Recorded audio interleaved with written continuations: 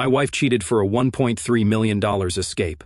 My revenge exposed parachute plot and left them locked away. There could be additional charges down the line, but for now, Abigail Ruth Davis, I'm arresting you on suspicion of attempting to liquidate Samantha Lloyd Smith. You have the right to remain silent. With that, my wife collapsed. If I had acted more quickly, I might have been able to catch her before she hit the floor. But I thought the fall wouldn't be as bad as the blow she had tried to land on Sammy. So, I only made a half-hearted attempt to catch her, which of course failed. Before I continue, let me give you some background on the key players in this story. I'm Robert Robbie Davis, an accountant, though not the type you'd expect. I grew up in a rough neighborhood where most people ended up in jail or worked in factories. I got lucky. I started out at a carpet factory where it didn't take long for me to break every machine I touched, so they moved me to the warehouse. Over time, my ability to organize and handle numbers caught the eye of the owner, Griffin Lloyd, who promoted me to the control room. For reasons I can't quite explain, I decided to take an accounting course at a local college, and to my surprise, I excelled at it. Impressed by my skills, Lloyd moved me to the head office and supported me in becoming a certified accountant. That's when I first met his daughter, Samantha. To be blunt, we didn't hit it off. Samantha wasn't anything like her hard-working father. She was a spoiled princess, constantly pushed up the social ladder by her ambitious mother. Beautiful in a way that made every man at the office stop what they were doing and stare. She knew it. She was a classic tease. A few years later, she married Gerald Smith, a guy just as self-absorbed as she was. He saw himself as the world's greatest gift, and she was the woman who wanted the wealth and status that came with him. They were a perfect match. Now, let me tell you about Abigail Ruth Marley. She worked at the factory, running machines that rewound yarn onto cones for the looms. Like me, she came from the same tough neighborhood, but unlike me, she never bothered with school. Abby believed her beauty and charm were enough to pull her out of her rough life, and it was clear she had her sights set on me. I wasn't totally naive, but Abby was hard to resist. At 22, she was stunning. Jet black hair cropped short, giving her a boyish look that somehow enhanced her femininity. Her liquid brown eyes were full of desire, and her slender body had curves in all the right places. At that time, the company was fulfilling a huge contract to supply green carpets to the Ministry of Defense. The deadline was tight, so overtime was abundant, and the machines ran non-stop, often until midnight. As a key employee, I had to pick up extra shifts, especially since Samantha couldn't let go of her social life, and the boss was already sick. It was early December, and the snow had begun falling, something rare for our area. No one was prepared for it, and the roads were getting slick. As I left the factory that night, I saw Abby standing alone at the bus stop. I pulled over and asked if she was okay. She told me her ride had backed out because her sister wasn't a good driver in the snow. I knew her sister's car, an old Amando, and figured it was a dangerous ride in these conditions. So I offered her a lift.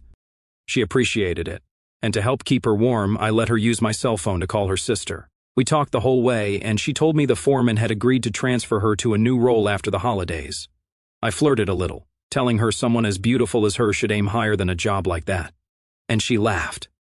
I enjoyed her company during the half-hour drive. When we got to her place, she invited me in for coffee. I politely declined, but then she kissed me. And it wasn't just any kiss. If I'd been standing on air, that kiss would have knocked me off my feet. She knew exactly what she was doing, too. Her smile as she climbed out of the car made that clear. I didn't sleep well that night.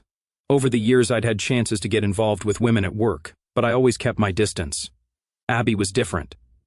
By the time the last day before the holidays rolled around, we were dancing together at the factory Christmas party under the mistletoe.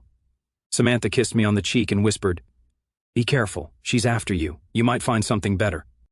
Shortly after, Abby came back to the party, stayed until I was closing up the factory, then mentioned she had left her flat shoes in storage. She asked me to walk her there, and I did. We strolled through the rows of carpet rolls until we reached a stack of small rugs. As she'd said, her shoes were in a bag. Being the gentleman I was, I bent down to pick them up. And when I stood back up, she was standing very close, holding a sprig of mistletoe. The kiss that followed was even more passionate than the first. If I had to sum it up in a few words, I'd say it knocked my socks off, but it was more than that, so I'll indulge myself a little. She wrapped her arms around my neck, stood on tiptoe to reach me, and our lips met. There wasn't much in the way of foreplay, but I did hear her murmur, "That feels good." Before we knew it, we ended up on a small pile of carpets, kissing passionately. The sex was great and it seemed to last forever. Eventually, I was exhausted, so much so that she pushed me aside and reached for some tissues in her bag. As she dried herself, she looked at me and said, "Do you know how much these rugs cost?"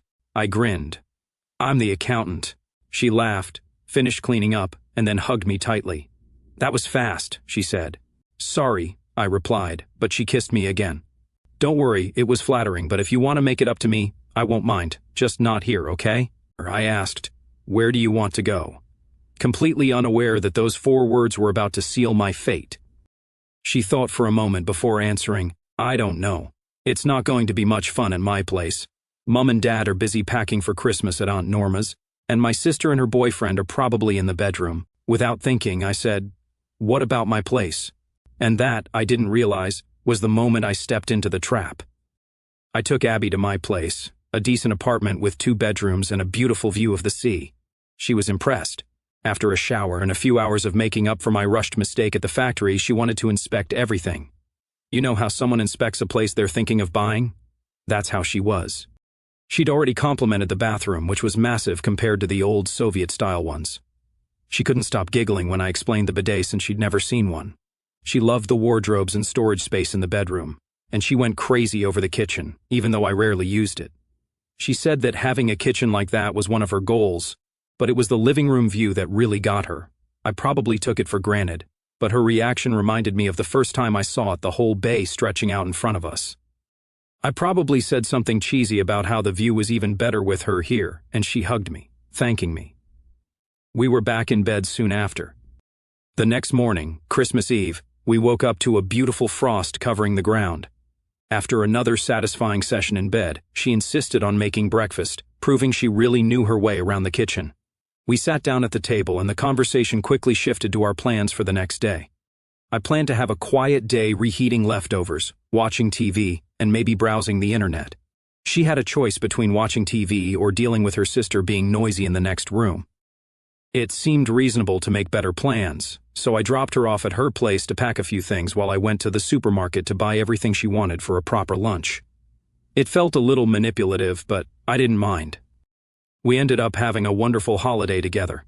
Later, we went to the carol service in the town square with a bag of roasted chestnuts, eating them on our way home. On Christmas Day, we spent the day in bed, and later I took her to the local flying club.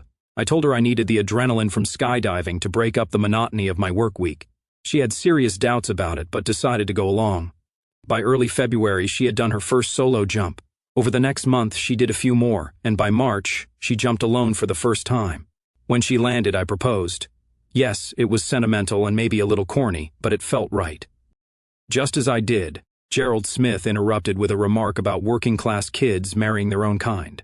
Without thinking, I punched him in the stomach. He dropped to his knees, winded and stunned, then promptly vomited all over the grass. Samantha, annoyed, turned to me and explained Gerald had been drinking. She quickly left and our engagement felt somewhat tainted, but we pushed through it and were married a couple of months later. After the honeymoon, Abby decided to leave her job at the factory and found one at a recruitment agency just a few minutes from our place. Though she never valued education much, she adapted well to office life and looked great at the front desk. Things were good.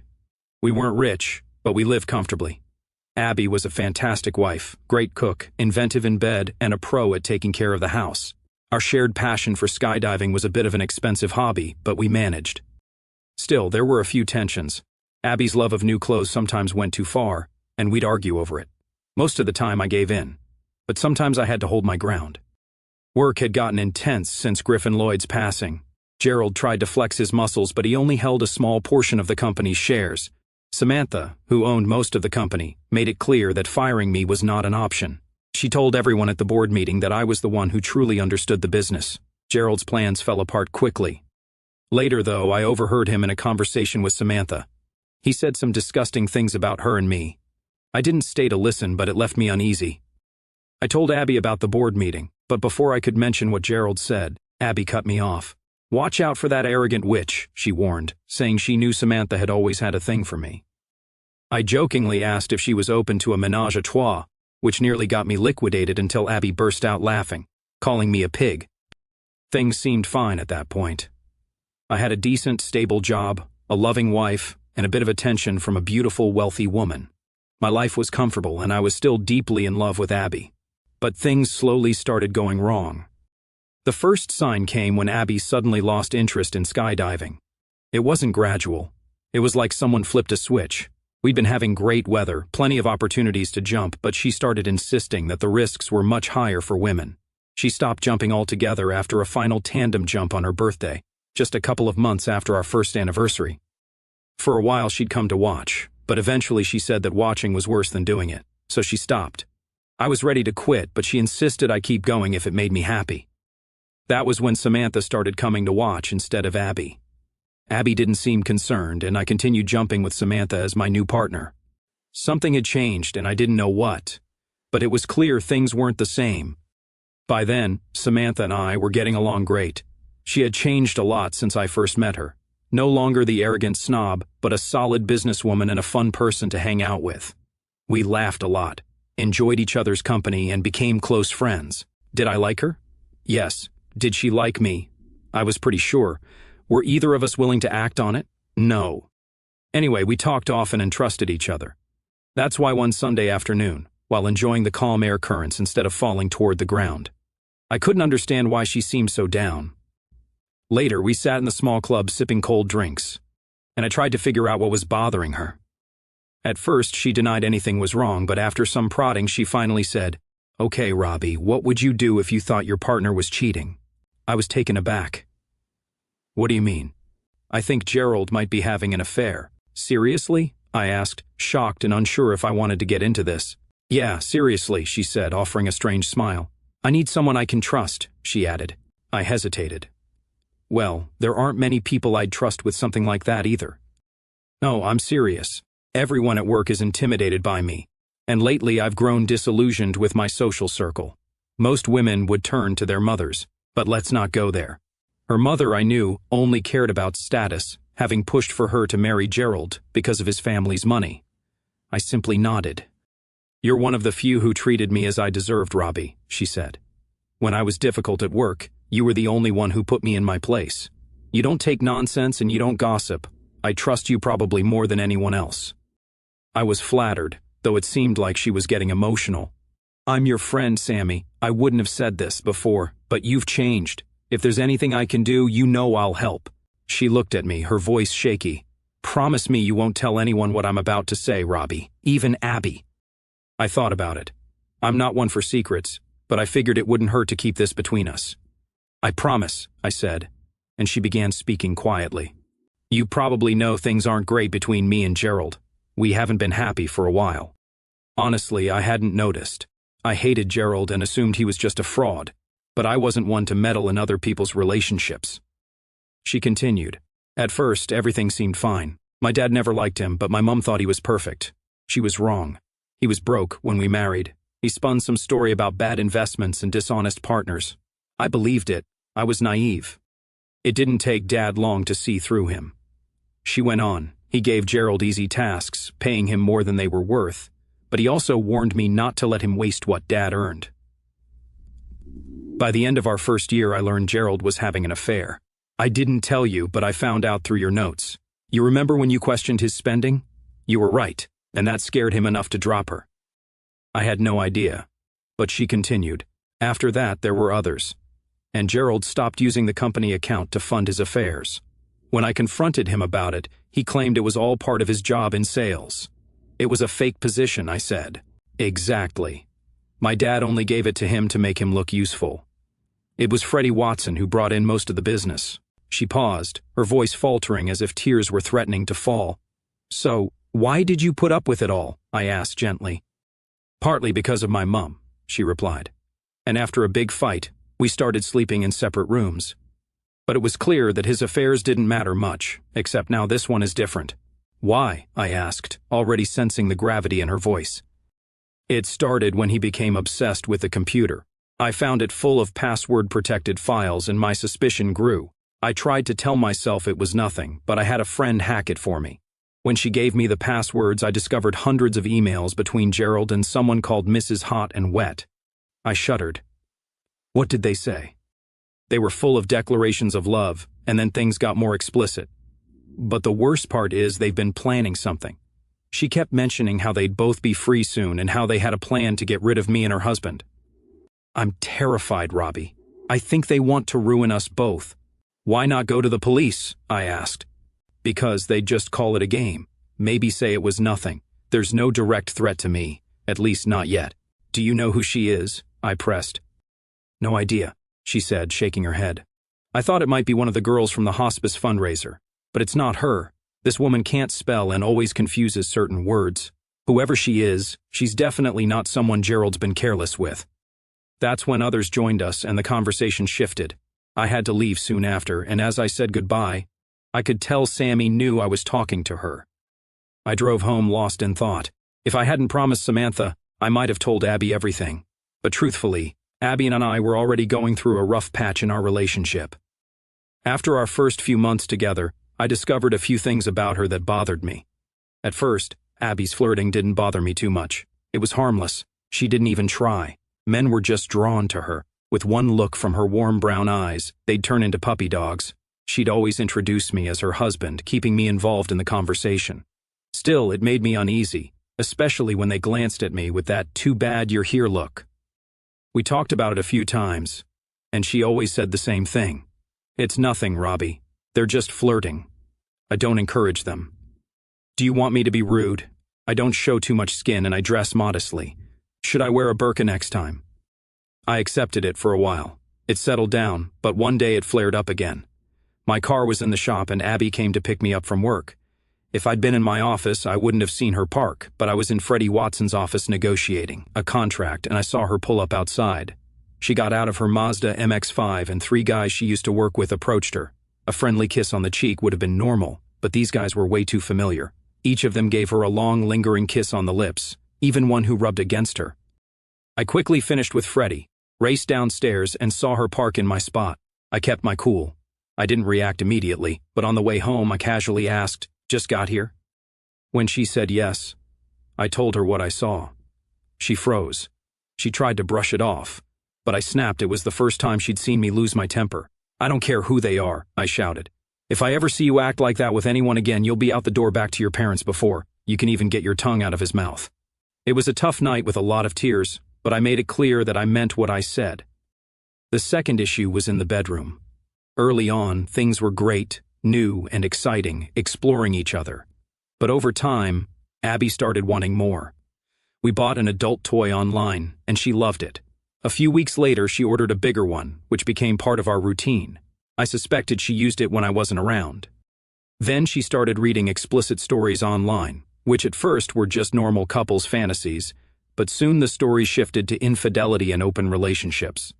I wasn't comfortable with it, but she insisted they were just stories, nothing more. Eventually she confessed that they turned her on, and I accepted that. After all, I had my own fantasies too. But then things got weird. She started pushing, asking if I'd ever want to watch her with someone else or swap partners. I wasn't into it, and when I told her to stop reading those stories, she seemed to get the message. But that didn't stop her. She started buying even more toys and lingerie. She said it was to keep things exciting so I'd never want an affair. I reluctantly played along, but it felt forced. I tried, but my heart wasn't in it. Then one night, she came to me wearing a leather corset, stockings, boots with a whip, and handcuffs in hand. She said, "I'm going to chain you up and give you unforgettable pleasure." I just said, "No." She kept pushing, but I wasn't having it. I told her I was hungry and went downstairs to order pizza. She screamed at me, calling me controlling, boring, and unadventurous. It became a recurring issue. Whenever we tried to talk about it, it ended the same way.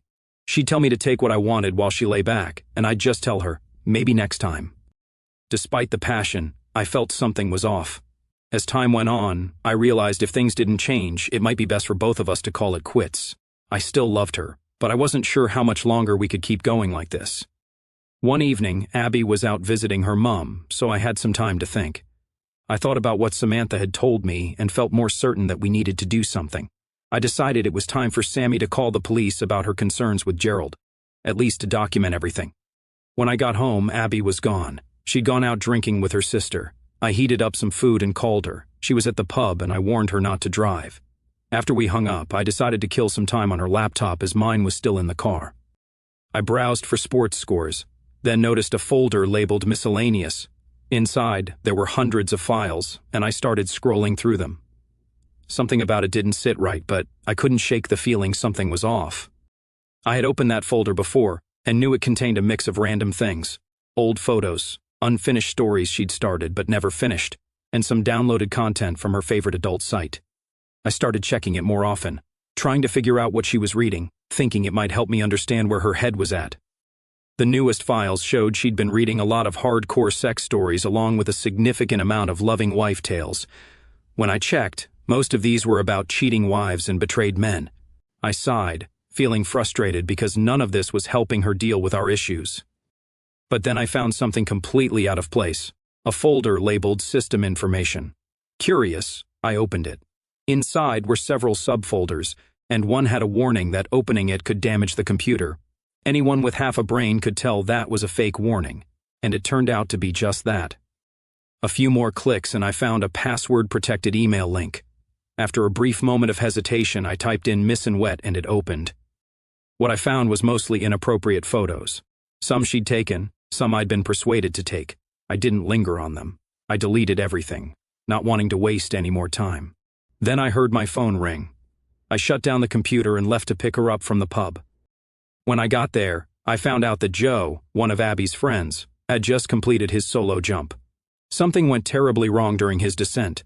He screamed as he fell, and then there was a terrible silence, an eerie, complete silence, before we all heard the sickening thud of his body hitting the ground. The ambulance arrived, but my first thought was that it had to have been a fatal fall. If he survived, he'd be in horrible shape. Joe had been talking to Samantha and me just before the jump. And though he showed more respect for her than for me, at that moment, it didn't matter. I knew what had happened. Joe had experienced a horseshoe malfunction, a rare, deadly problem in skydiving where the parachute gets tangled and fails to deploy properly. I'd seen it happen before, but never with such disastrous consequences. I couldn't help but feel sick as I stood there watching the ambulance rush to the scene. Samantha, who had lent Joe her parachute, was beside herself. She collapsed into my arms, sobbing uncontrollably. "It could have been me," she whispered through her tears. I just held her tighter, trying to comfort her, even though I felt as helpless as she did. Detective Mark Haley, an old friend of mine, showed up soon after. He was one of the few people from the old neighborhood who hadn't fallen into bad habits. And like me, he was part of the parachute club. He asked me who the jumper was, and when I told him it was Joe, he raised an eyebrow. I explained that Samantha and I had swapped jumps with Joe and Donald. Joe had used Samantha's parachute, and Donald had used mine. Mark listened, but then shifted gears. "But there's something more serious here, Robbie. You think it wasn't an accident, don't you?" I nodded. "I think someone tampered with the chute. This needs to be investigated. We need evidence." He agreed. "We're on it," he said. "You're right to be concerned. Stay here. I'll handle it." The scene was filled with CSI technicians and police officers, everyone trying to make sense of the accident. The airfield was cordoned off while we were all questioned. Mark and his team set up a small office for statements and we waited our turn. I watched the scene unfold from the window, feeling a knot in my stomach. There wasn't much to see. The paramedics were working on Joe's body while others inspected the plane he jumped from. Rumors started to spread that Joe was still alive, but barely. I suspected the ambulance left with sirens blaring just because they were still in shock, just like everyone else. Samantha, pale and trembling, was being consoled by a policewoman. She looked so fragile, I wasn't sure how she was even standing. Eventually, she was called in to give her statement. I sat alone, feeling a mix of anxiety and helplessness. I hadn't smoked in years, but I found myself craving a cigarette, sitting in the quiet room with just a uniformed officer by the door. After what felt like forever, Samantha finally came out. She was a mess pale, red-eyed, and shaking. She looked at me and said softly, "I'm not going home, Robbie. I'll stay at the hotel for a while. Call me when you're free, okay?" I nodded, not trusting myself to speak. Seeing her in this state made my heart ache. I walked into the committee meeting room and was introduced to Detective Robertson. He asked for my personal information, then began questioning me about the jump. He also asked about my role at the club. I told him I was the treasurer, and though they were recording the interview, he still took notes by hand. I was exhausted, emotionally drained, but I couldn't stop thinking about Joe, the fall, the malfunction, and how this might have been intentional. I was more certain than ever that someone had tampered with the parachute. This wasn't an accident. It was something far worse, and I was determined to find out the truth. Then it was Mark's turn to ask. Robbie, can you tell me about your qualifications, specifically in parachuting? I took the instructor certification course, I replied. Oh, sorry, it's the instructor certification course, Mark corrected. Right, but I've only had it a few months. I need a year's experience and my jump master qualification to become an instructor. I also have a master packer certificate for minor repairs and packing parachutes. If you want the details, they're in my journal. Mark paused, then asked, Is everything okay, Robbie? Before I could answer, Detective Kelsey softly asked, So, Mr. Davis, does this mean you pack parachutes sometimes? The instructor prefers to pack his own, and I always pack mine and my wife's. I packed for Samantha a few times recently. Did you pack for her today? Kelsey asked, her gaze sharp. No, she brought it packed. I'm guessing her husband did it. You'll have to ask him. He's qualified, though. He stopped coming after getting injured. Speaking of her husband, Mark began, but Kelsey cut in quickly. We know, Robbie. Samantha told us everything. Let's focus on what you saw. I nodded and continued, explaining how I checked the time for my jump and went through my usual checklist: jump height, wind, airspeed, etc. After that, I met Samantha. She said she needed to talk about something personal, but I wasn't sure what. What personal matter? Kelsey interrupted. I'm not sure, I said. We didn't have much privacy, but I have a guess. They didn't push it. I changed the manifest and rescheduled the jump. Samantha and I got sodas and sat down when Joe and Donald interrupted. They asked to borrow our parachutes. Are there any guest chutes left? I asked. There was a corporate event, so they didn't have time to repack. Samantha gave Joe her chute and I gave Donald mine, knowing we had plenty of time to repack before the call. Why wasn't Joe on the static line? Kelsey asked. He was a Category 3, I said. He could pull his cord, but he shouldn't have waited that long. You need to be a Category 4 to delay 10 seconds. He sounds like a sky god, Mark added, and Kelsey raised an eyebrow. A braggart, I said. They asked a few more questions, then suddenly shifted focus. How well do you know Joseph Carpenter? Kelsey asked. Well, we're acquaintances. He works at the factory, but I don't know him well, I answered. So, you're his boss? Kelsey asked. I'm part of the management team, but not his direct boss. After a pause, Kelsey asked, Did you know Joseph was having an affair with your wife? I froze. What did you say? He glanced at his notes. Apparently, they dated before and after your wedding. It ended earlier this year. Were you aware? I couldn't process it. I closed my eyes, trying to calm myself. Mark pushed a water bottle toward me. Sorry, Robbie. If you didn't know, that's a tough way to find out. But how? Why would he? I muttered, still in shock. Don't worry, Mark reassured me. I'm surprised you didn't know. He bragged to his CO workers, saying his job was safe because... Why? I cut in. He said you knew and didn't care because he could meet her needs in ways you couldn't. This is ridiculous, I exploded, knocking over my chair. It's not true. Please sit down, Mr. Davis, Kelsey said, pulling up a chair for me. I fell back into it, still stunned. They asked about Abby's past, but I didn't have much to say. What mattered was our present, not her past. I didn't doubt their story, though I didn't want to believe it. The pity on their faces made me fall silent. Kelsey spoke again. We have good reason to ask. A man who was your wife's lover just fell from 1,200 meters, possibly due to a parachute malfunction. One that belonged to your good friend. I froze, realizing what he was implying. I didn't pack it, I said quickly, and I haven't touched it since Samantha got here. He was with her the whole time. Did she take it with her to the bathroom? Kelsey pressed. No, I didn't do it. Other people saw her. She was only gone a minute. It's okay, Rob, Mark said, trying to calm me. We're just asking. Kelsey kept pressing. Why did you think it wasn't an accident? I told them about the emails Samantha had seen and how I'd suggested she contact the police, though I wasn't sure if she had. I also explained Gerald's financial situation. What would Gerald's position be if Mrs. Lloyd Smith were involved in this incident? Detective Kelsey asked. I'm not sure, I answered cautiously. Why not? Kelsey pressed. I don't know if Sammy made a will, I replied. Let's assume she didn't, Kelsey said. Then he'd be very rich, I said. Between the factory, the 3 successful carpet stores, and her father's investments, he'd inherit it all. After I gave them an estimate, Kelsey looked surprised. We moved on to questions about Gerald. I didn't hide my disdain for the man, even sharing the story about punching him. Eventually, the interrogation wrapped up. The light outside was fading, and they asked me to return to the station the next morning with other witnesses. As I stood, Kelsey added one more thing. "Mr. Davis, I expected a Columbo-style question, but instead he asked the usual skydiver question. How can a rational person jump out of a perfectly good plane? Because the door's open," I replied. The investigation continued as Mark said. Detective Kelsey was thorough and never rushed. A lot of suspicion fell on Samantha and me after the parachute data card was found, and it appeared to show that I had repacked it recently just before she went home. The signature on it was mine. Samantha's husband, Gerald, confirmed that I usually packed her parachute and hadn't done it in weeks. He then suggested that Samantha and I were having an affair and that she had blackmailed me into divorcing Abby. According to Gerald, Samantha was determined to have me, offering him a large sum of money to help her break up my marriage. He tried to warn her that I was dangerous, but she ignored him, thinking she could manipulate the situation. Samantha's refusal to listen only made things worse. But when forensic experts confirmed the handwriting on the data card wasn't mine, Gerald's version of events completely unraveled.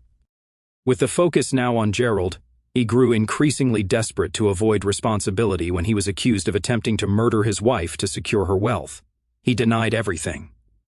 He also denied the story about emails to a mysterious woman who was allegedly helping him plot Samantha's passing. Police seized his laptop for examination, but it was practically unused, and Gerald claimed it just needed an update. He said he had wiped the old laptop clean and donated it to a charity that helped seniors with computers. This too was true, but by the time the laptop was found, it had a new hard drive, making it useless as evidence.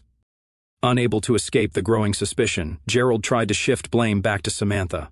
He admitted to a few affairs, but insisted it was because Samantha had stopped being intimate with him. He even claimed the idea of a mysterious woman offering him unlimited pleasure, as the email suggested, was absurd. He hadn't thought about anything like that, and in fact found the idea revolting. Despite mounting evidence that the parachute had been tampered with, the investigation stalled. It was clear that someone had tried to eliminate Samantha, but there was little progress. I admired the police's patience, as they meticulously retraced their steps, calling us all in for more questioning when new details came to light. But for all their hard work, there was no sign of a breakthrough. I was living alone by then. That night after the accident, I came home to find Abby drunk. She threw her arms around, relieved that I was okay. Apparently, the news had reported a fatal accident at the parachute club, though they hadn't identified the victim. I later learned that Joe had died instantly from the fall. When the St. John ambulance men arrived at the scene, they thought they saw some movement from Joe's body. Whether from the body adjusting or gases escaping, no one could be sure. One of them attempted CPR, and according to protocol, CPR must continue until a doctor confirms death. The official verdict was that Joe was dead on arrival at the hospital, though the radio report had gotten ahead of itself. Abby didn't know who the victim was at the time. She asked immediately, and I simply shook my head and went to the bathroom. I told her to wait in the living room and I'd fill her in later. When I came back, she was glued to the news on TV, watching a mobile phone clip of Joe falling. It was impossible to tell who it was, but Abby immediately recognized the distinctive parachute. "That's Samantha's," she said. I grunted in agreement, and as she turned toward me, I grabbed a glass of whiskey. "Oh my God," she whispered. "Yeah, it was Joe," I said slowly. Abby's face twisted with shock and her voice cracked. "I didn't like her, but she didn't use it," I replied coldly. "And who then?" She hesitated before asking, "Who was it?" I looked her in the eye and answered, "It was Joe Carpenter." Her face scrunched as the realization hit her, and tears began to flow. She muttered through her sobs that Joe was a good guy and it was all in the past. "I don't think a couple of months is that long ago, Abby," I said quietly, watching her face. She still tried to deny it. "I don't know what you're talking about," she claimed. "It was when we worked at the factory," I replied. "It was never serious." Then, as she always did when cornered, Abby tried to turn things around. "The man just died. Can you show some respect?" I snapped back. "What kind of respect have you shown me? You think you can lie and hide everything?" "Stop it," I shouted, and she fell silent, finally realizing how angry I was. "You slept with him and others at the factory before we even got together. I know all about it. Stop lying, witch," I growled. She stopped crying and started to change her story. She spoke about respecting the deceased, claiming that she had always loved me and if I'd just been more confident in bed, she never would have gone back to Joe. But I wasn't interested in her excuses. The argument escalated after I called her out. She stormed off to her sister's, but soon came back trying to grab her favorite leather jacket. I handed her the bag I'd packed. "Take this. You can come back for the rest later." "What? What do you mean?" she asked. "I mean it's over," I said coldly. "You're in the past now. Get out of my sight before I do something we'll both regret." "You can't do this, Robbie," she cried. "You can't leave me like this." "It's too late," I said, opening the door. "I'm meeting with a lawyer tomorrow. You should do the same." For days, Abby begged me to take her back. When it became clear I wouldn't, she started threatening to destroy me. I controlled myself, told her to see my lawyer, and assured her that since the apartment was mine before the marriage, she wouldn't have much claim. Without kids and with a steady job, she wouldn't get much else. Word spread at the factory, and soon stories started coming to light about Abby's past. A supervisor and a senior foreman confirmed that she had a reputation for services with Joe Carpenter being the primary recipient. A few others had been involved too, but Joe was the one who bragged about never needing protection. I learned that Abby had been taking Joe to the factory during lunch breaks, and if he wasn't working, she found someone else. It seemed everyone at the factory thought I was a fool for marrying her, though they kept quiet. I couldn't do anything about it, but I kept those details in mind. Finally, after relentless work from the police, everything started to fall into place. They asked to check all the computers in the house. I handed over 2 identical laptops I had bought for us, surprised they hadn't done this sooner. After 10 days of inspection, they called me in again that Wednesday. Detective Sergeant Mark Haley asked me to bring Samantha to the station. We arrived, and to my surprise, Abby was already there. We were told we were there to assist with the investigation, and were informed we had the right to bring a lawyer if we wanted. None of us did. The police set up the 2 laptops in front of me, asking me to identify which one was mine. It was easy. Mine had some minor scratches, including a noticeable chip on the corner from when I dropped it. I explained this without hesitation, confident in my answer. The next question was whether I'd ever used Abby's laptop. I admitted I had, but only occasionally. Sometimes I'd leave my laptop in the car, so I'd use Abby's if she wasn't on it just to check the news or sports scores, I explained, but not for emails. "No," Inspector Kelsey asked. "I always use mine for that. We shared a shopping email address, but my personal one was only on my laptop for club messages or buying gifts." The officers exchanged a look and said I could leave if I wanted, but I decided to stay. "I'd prefer to stay in support of Mrs. Lloyd Smith," I said. She looked a bit shaken. Abby scoffed, but I ignored it. The officers agreed, but I had to sit farther away and not speak. I moved to a different chair. Kelsey handed Samantha a stack of papers. Sammy seemed detached. Abby fidgeted, clearly wanting a cigarette. I remembered the cost of cleaning my apartment after Abby's last smoke. Kelsey addressed Samantha softly. "Please read these, Mrs. Lloyd Smith, and let us know if you recognize anything. Take your time." As Samantha flipped through the papers, she gasped and then sobbed. I almost stood, but they motioned for me to stay seated. After a few breaths, she regained control and kept reading, her face grim. The room was tense, the only sound the quiet hum of the recorder. After a while, Samantha looked up, her voice faint. "I've seen these before. They're the emails I found on Gerald's computer. Do I need to read more?" "This is important," Kelsey replied. "Please continue." I glanced at Abby, who was still squirming with curiosity, but couldn't see what Samantha was reading. The tension was growing in her. Finally, Samantha reached the last pages, gasping and bringing one up to her face in disbelief. After a long moment, she sat it down and began sobbing, tissue in hand. Abby erupted. "What's going on here? Why am I sitting here while she's treated like a princess?" she shouted. Kelsey's tone was calm, but firm. "Mrs. Lloyd Smith is reviewing emails from your computer. Emails where you and Mr. Smith plan not only an affair, but also the liquidation of his wife." Abby froze, her mouth moving soundlessly, then trembling. "This is a mistake," she said. I stayed quiet, trying to comfort Samantha. Abby turned to me and demanded, "Tell them, Robbie." "I won't." "Why not?" she asked, her voice sharp. "I don't like him," I said bluntly. "Tell them," she insisted. I ignored her and kept my arm around Samantha. Abby nearly screamed. "I'm not staying for this, I'm leaving." She stormed to the door, but a constable blocked her. Turning back, Kelsey said, "Abigail Ruth Davis, I'm arresting you for the attempted homicide of Samantha Lloyd Smith. You have the right to remain silent." That's when Abby fainted. I could have caught her, but I didn't. It wasn't much compared to what she'd planned for Sammy. I made a half-hearted attempt, but it was too late. The following months dragged on. The investigation into Joe's death was slow, and there was no rush to take the case to trial. I encouraged Samantha to take a break, and when she returned, she was more relaxed, though she seemed less involved in the business.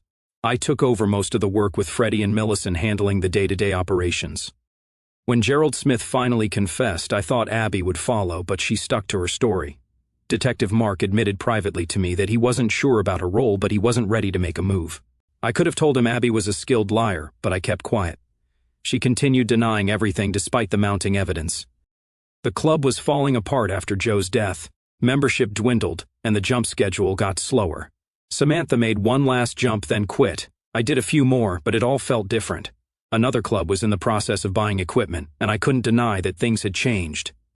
The court was intimidating, and the prosecution walked me through the events of that day. But the hardest part was when they turned to Abby's and my relationship.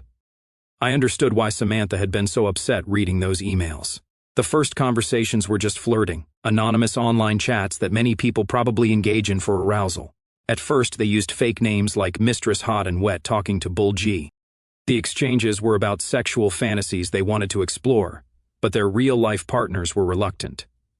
Eventually, the partners became more open, and I was asked if I knew about my wife's desires, as she had tried to convince me to try similar things. I had to admit it was exactly what she had been pushing me to do. As time passed, they revealed their true identities. Gerald confessed he had feelings for Abby and was willing to explore things with her. However, she hesitated, worried that such a relationship would end her marriage and the lifestyle I provided. She insisted on keeping things just online for a while.